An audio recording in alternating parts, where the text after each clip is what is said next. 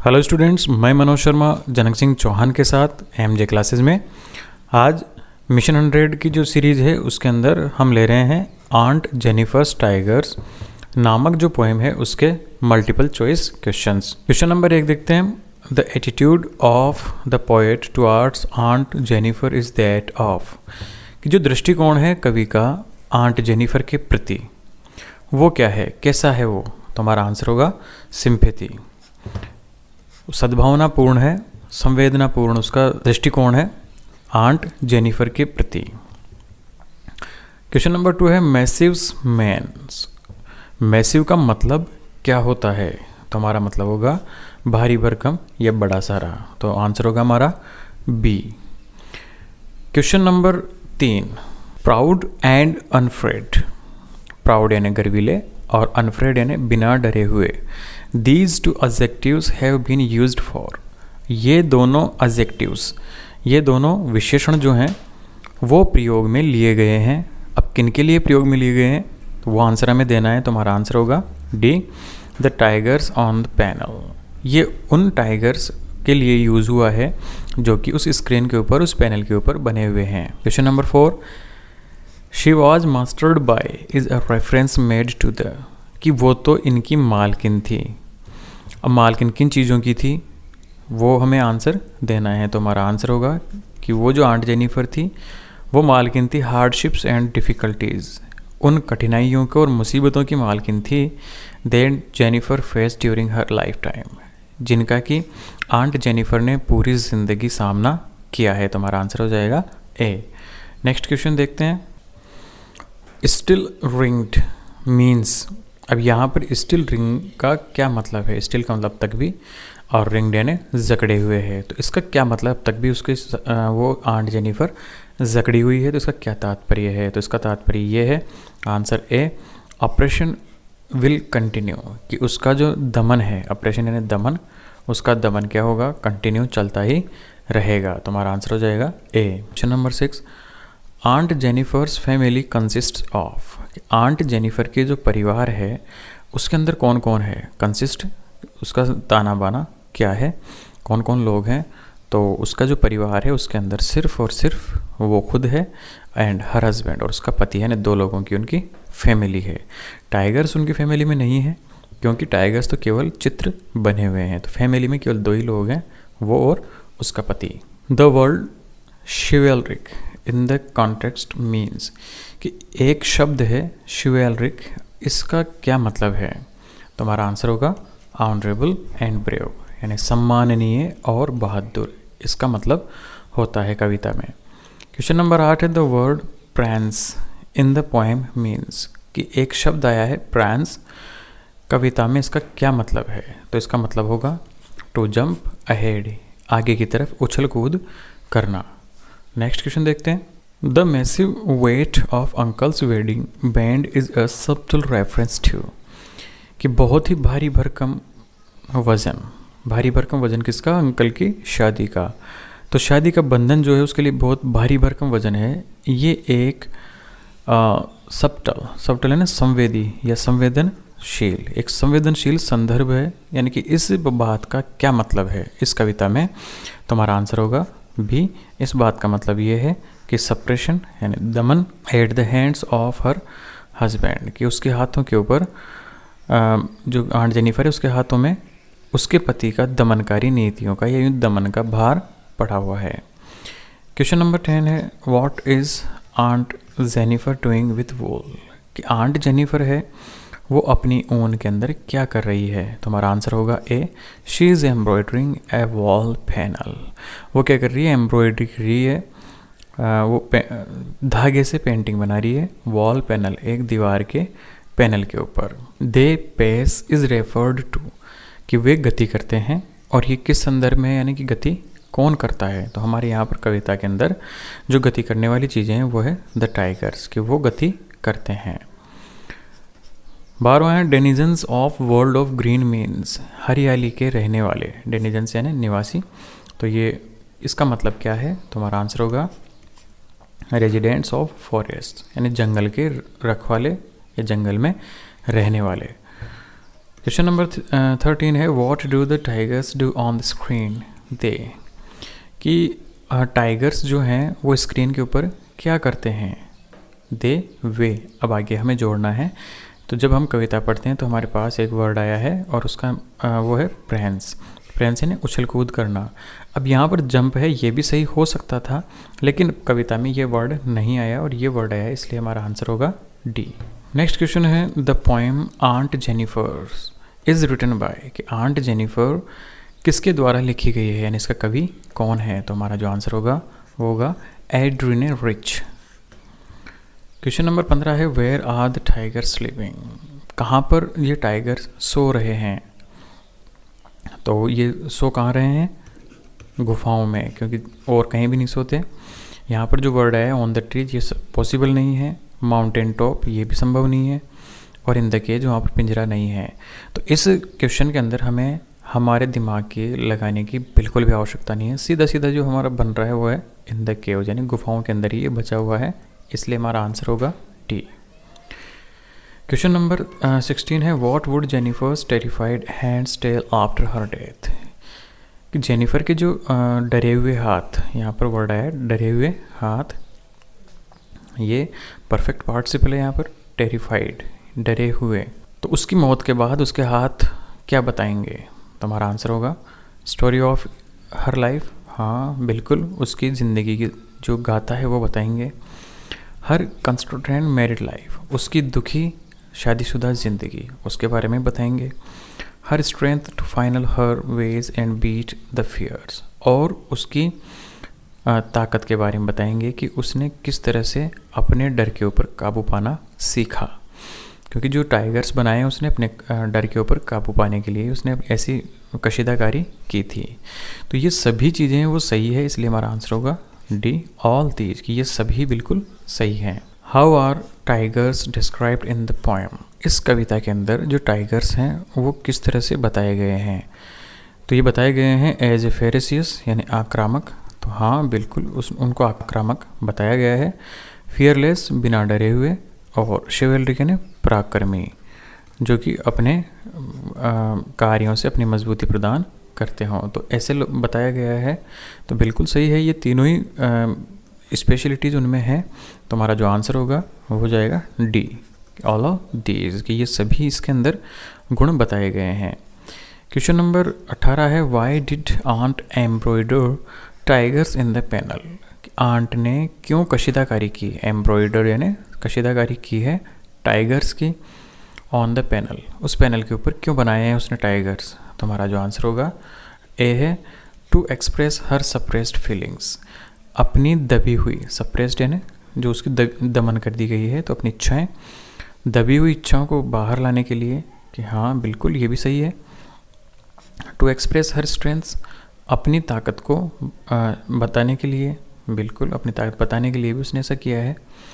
To express her fighting spirit of a warrior, और अपनी आत्मा को एक योद्धा की भांति लड़ना बताने के लिए, यानी वो उसकी जो आत्मा एक योद्धा की भांति लड़ रही है, इस बात को शो करने के लिए भी उसने टाइगर्स बनाए हैं। तो ये सभी बातें सत्य है, इसलिए हमारा आंसर हो जाएगा डी।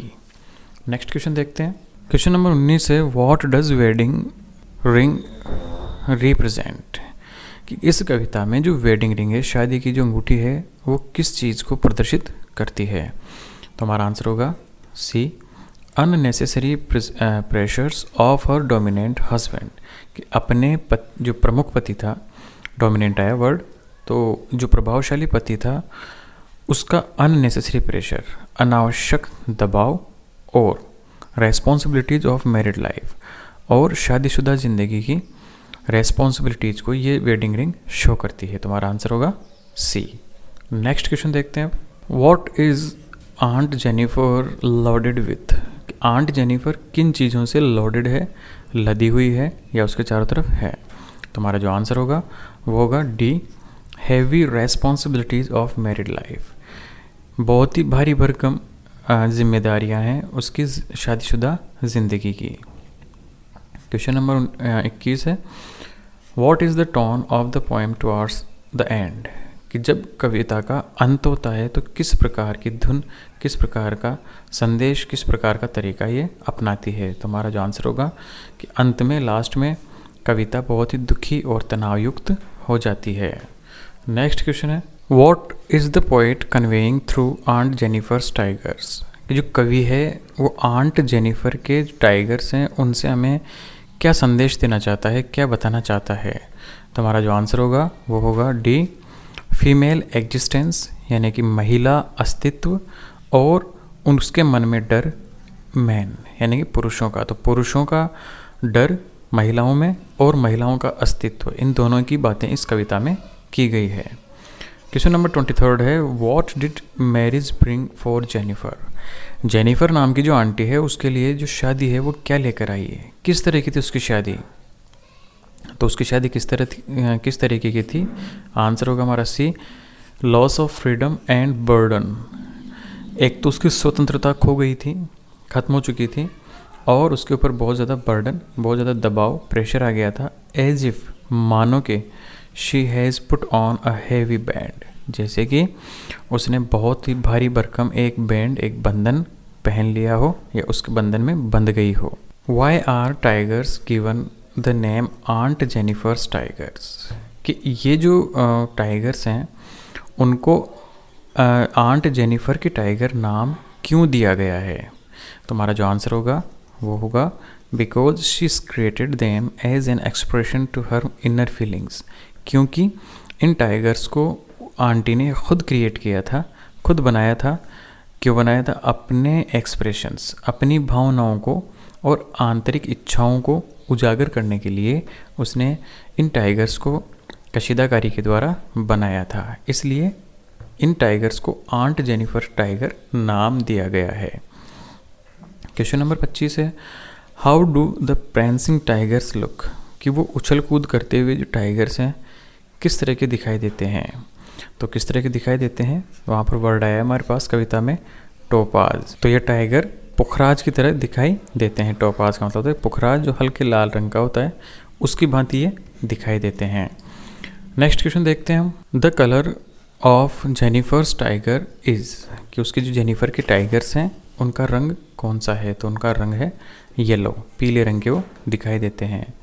क्वेश्चन नंबर 27 है, what do we suffer from, हम लोग किससे परेशान होते हैं। तो हमारे जो परेशानी का कारण होता है क्या क्या है वो हम देखेंगे। तो ये होता है मैलिस, मैलिस यानी ईर्ष्या या दुर्भावना। तो बिल्कुल सही बात है कि हमारे दुखों का कारण है एक तो मैलिस, यानी हम ईर्ष्या करते हैं, उससे हम दुखी रहते हैं। डिसअपॉइंटमेंट, निराशा, कि अगर हमें निराशा मिलती है तो भी हम दुखी होते हैं।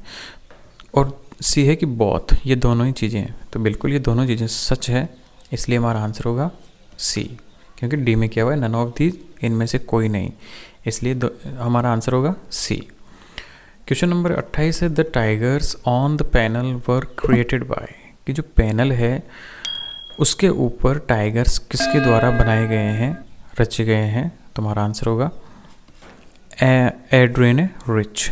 अब यहाँ पर मन में आ सकता है कि ये तो बात हो रही है आंट जेनिफर की, कि आंट जेनिफर ने वो बनाए थे, लेकिन इस आंट जेनिफर को क्रिएट किसने किया इस कविता में।